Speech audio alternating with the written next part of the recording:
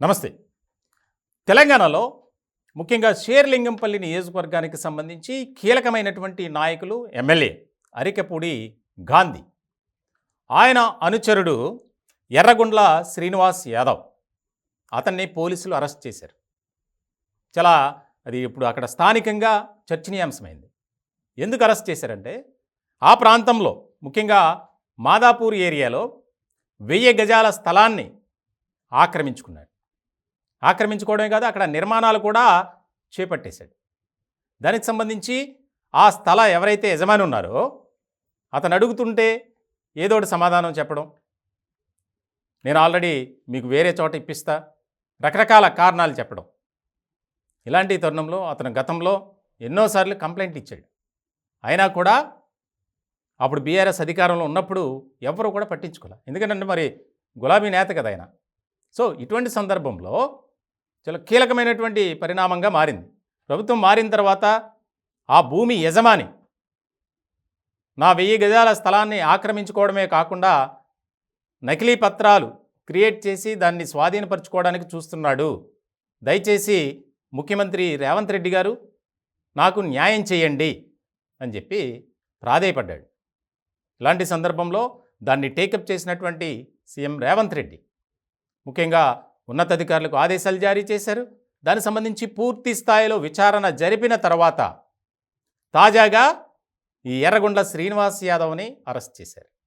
ఇప్పటికే తెలంగాణలో మాజీ మంత్రులు అలాగే ఎమ్మెల్యేలు అనుచరులు ఆగడాలకి అక్రమాలకి ఏ రకమైనటువంటి చెక్ పెట్టారో మనం చూసాం.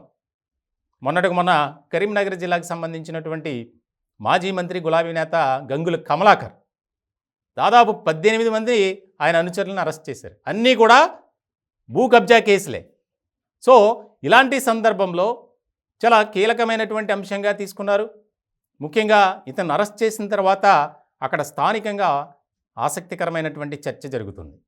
అంటే ఖాళీ స్థలం కనిపిస్తే చాలు అధికారాన్ని అడ్డు పెట్టుకొని దాన్ని ఆక్రమించుకోవటానికి రకరకాల ప్రయత్నాలు. సో ఇలాంటి సందర్భంలో శ్రీనివాస్ యాదవ్ని అరెస్ట్ చేసిన తర్వాత చాలా కీలకమైనటువంటి అంశాలు బయటకు వస్తున్నాయి. ఒక్కొక్కరుగా వచ్చి అతని మీద కంప్లైంట్స్ ఇస్తున్నారు.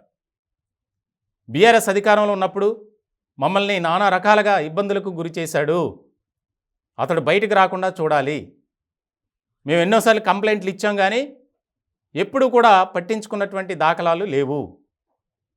సో ఖచ్చితంగా అతన్ని శిక్షించాలి, అతనిపై కఠినపరమైనటువంటి చర్యలు తీసుకోవాల్సిందే. ఎవరైతే అతనుకు సహకరించారో షేర్లింగంపల్లికి సంబంధించినటువంటి బీఆర్ఎస్ నేతలు, ముఖ్యంగా అరికెపూడి గాంధీ, ఆయన పేరైతే బాగా వినిపిస్తుంది. ఆయన ప్రధాన అనుచరుడిగా ఉన్నాడు. సో ఇలాంటి సందర్భంలో చాలామంది నేతలు వారి అరాచకాలు, ఆగడాలు, అక్రమాలు, అవినీతి బయటపడుతూనే ఉన్నాయి. సో మొత్తానికి ఇంకా కొంతమంది ఆల్రెడీ విచారణ ఎదుర్కొంటున్నారు.